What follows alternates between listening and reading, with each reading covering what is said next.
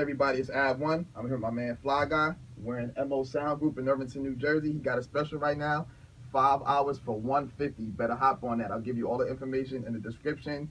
I'll give you his contact info, the Sound Group's info, all of that. But right now, it's time for the full court press, where every season is the NBA season. So, if you don't live under a rock, then you already know the politics are dominating the media right now. They're everywhere. Not a lot of people are happy about it, but before I thought about this video and the way to make it creative, I said, you know what? I watch a lot of NBA, just like he does, and I said politics really go hand in hand with them, and they almost relate to each other. Now, you have the two candidates, obviously Republican and Democrat, and you can say that's the Eastern Conference and the Western Conference, right? You got the two powerhouses, and what they want to do is, become president. And in basketball, they want to win the championship, right? Mm-hmm. So they got they deal with taxes. That's the salary cap. Salary cap went up. Players are making a lot of money. A lot of players don't deserve that, but that's a conversation for another day. And then you have you just deal with like the classes of people. They have like the upper class, the rich and successful, like the Golden State Warriors. The Cleveland Cavaliers, then the LA Lakers, even though they're garbage. Then you got the middle class, they're in between, they flourish a little bit like the Chicago Bulls, my Boston Celtics, and then you got the lower class. Like, I don't need to explain that. That's like the low tier NBA teams, like the Bucks. Oh yeah. Yeah, the Bucks. Brooklyn Nets. Yeah. The Sixers and all that. So, one team, speaking of classes, you're definitely a Spurs fan. I see that. You got the get up on. That's what's up. Mm-hmm. And they are a small market. So technically they would be like in the lower class, like with the Thunder. But teams like the Spurs and the Thunder have rose through the ranks basically. And now you're at the top. You're part of the upper class of the NBA. So my question to you is, how do you feel about your team, well, your candidate, so to speak, winning the presidency, which is the championship? Now that Timmy is gone, you got Kawhi Leonard and LaMarcus Aldridge running that team right now. So just tell me how you feel about that. Well, I feel really good. Timmy, sadly retired, but he passed the baton to Kawhi Sure. and LaMarcus. Tony Parker's still there. Ginobili's still there, and they still got Pop coaching. Word. He pulls the strings. He puts them where they need to be. And I don't think there's a better coach in the league, you know what I'm saying? They got the system. They have this culture of winning. They bring people in. They adapt to the culture. Even if you was on another team and you was used to losing, you'd be like, look, we're a championship contender every year. Every year. And Pop makes players, you know what I'm saying? True. So it's like you establish this culture of winning, and it's like you got to either play up to that expectation, or your ass is gone, man. Nah, you're right. I think that's what happened to Steven Jackson. Yeah. To be honest with you, yo. So my question to you is, before we jump into the next topic, my question to you is, not to put you on the spot, but I got to do it. Mm-hmm. If Pop would have retired when Timmy retired, who would you want to be your coach this year? And it's got to be somebody that's coaching right now. Like, you can't say like Phil Jackson because he's not coaching. You know what I mean? Man, that's a great question. It would have to be probably Tom Thibodeau, because okay, that's a good choice. He got that same like kind of military like sharpness about the way he runs his operations. So I would say Tom Thibodeau, man, because I like Thibodeau, yo, but I kind of feel like he's almost like a slave master. He be having like 3-4 days of practice, and his players stay getting injured. And he has a short rotation too, man. I know. But you know what? The discipline. I mean, I feel like in the NBA, you need to have that, especially on defense. They don't fall for pump fakes and all that. Nah. Trump shocked the world when he got elected, right? And as an NBA fan, in the offseason, KD shocked the world when he went to the Warriors. Yeah, If you don't know the backstory, KD was on the Oklahoma City Thunder, and I had a feeling he was going to lose anyway. I mean, he was going to leave anyway. But they were up 3-1 in the Western Conference Finals. If they would have won, they would have went to the finals. Mm-hmm. They got beat by the Warriors, like they super duper choked, and he ended up joining them on what do they call that? Best friend basketball now or something like that, like BFF basketball. So like everybody's calling him like evil. He's a sellout. He's a traitor. Like what do you think? How do you feel about the Warriors right now? Not how you felt about his move, because I think everybody's already beyond that. Right. How do you feel about the Warriors right now? Because a lot of people were saying he was about to go like 81-1, and I think right now they've lost like 3 games or so. They lost to the Lakers, and they had no business losing to them. But how do you feel about that squad? I mean, you got 4 All-Stars on the squad. I mean, it takes time to gel and get acclimated together. You know, so you have to give them a couple months, maybe 2 months, to get used to the tendencies and all that. Okay. But there is still one basketball, and all these guys have an ego. You know, the superstars, man. KD didn't come here to be a Robin. You're right.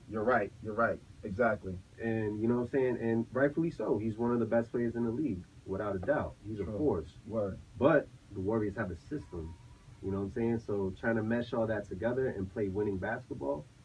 I heard they were rumbling saying that Klay Thompson came out. It was like one of their first losses or something like that. They lost like their season opener, I think. They got like thrashed against the Cavs. Wait, by the Spurs. Yes, exactly, by the Spurs. There you go. There was an article that came out. It could have been fake. Who knows? Whatever. But they said Klay Thompson was in the locker room spazzing like, yo, if you're going to trade me now. Now, I don't know how true that is because, you know, these journalists don't really do any journalism. But honestly, I feel like with that lineup, now that they have less role players on that team and a lot of all-stars, just like you said, and superstars and Steph and KD, I honestly feel like Klay is probably going to have to go to the bench because a lot of his shots are going to be out the window now. Like he's not going to get a lot of shots. Draymond gets a lot of shots from weak side steals, weak side rebounds, broken plays. Steph's going to get his. He's a point guard. And KD is going to get his because just like you said, he went there to be the man. Like he's running the Justice League over there. So what do you think is going to happen with that squad? Let's say they don't get it together in 2 months. I mean, they're going to win games, but let's say they're like winning 3, losing 2. What do you think is going to happen with that squad? Well, you know, the media is going to pressure them and say, hey, this is going to be a state of panic. Like, look, we assembled this dream team, for lack of a better word, and we demand results. You know, the NBA, very results-oriented, you know? We got 4 of the best players in the league. We need to dominate, like, on a daily basis. Word. So, if things start to fall apart, they might be pressuring somebody to take a move. You think they're going to throw the white flag in like Hillary did? You never know. They might. You know, Oakland, they like to change, man. You remember Mark Jackson? Yeah, he was successful, and they. I know. I still like don't like the way they did him like that. I didn't even like the way they did my man Monte, but that's a conversation for another day. Right. So, you and me were raised on basketball. I don't want to say we're real fans because I hate when people use that term. You're a fake fan, but we're not casual fans. We're like we're fans of the game.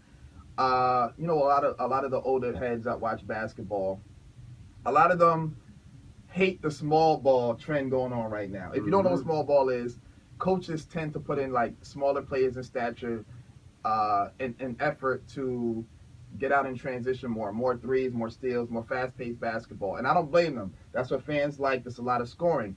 But if Steve Nash has taught us nothing, that style doesn't work. You know what I'm saying? So a lot of them, you know, you go to the barbershop, back in my day, like big men used to post and bang, shooters used to shoot. Like we used to go at people. Like I don't like this best friend basketball. So my final question to you is this.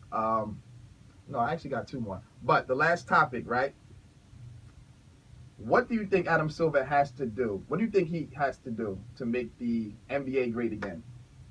I mean, I think it's already great, and I think it's trending upward in terms of popularity. But for sake of debate in the video, and for people out there that are like, I don't even watch the NBA anymore, what do you think he has to do? I think he just needs to let the players play a little more. You know what I'm saying?